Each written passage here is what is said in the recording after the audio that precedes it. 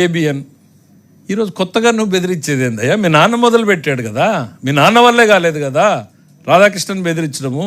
నీ రాజకీయ గురువు కేసీఆర్ ఇంతకన్నా 4 ఇంతలు చేశాడు కదా, నువ్వు చేసావు కదా, మళ్ళీ కొత్తగా ఇంకా నువ్వేం చేస్తావు?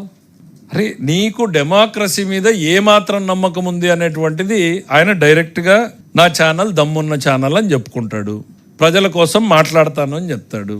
ఆయన అందరినీ రాస్తాడు. ఎవరిని వదిలాడు రాధాకృష్ణ గారు? చంద్రబాబు నాయుడు గారి మీద రాయలేదా?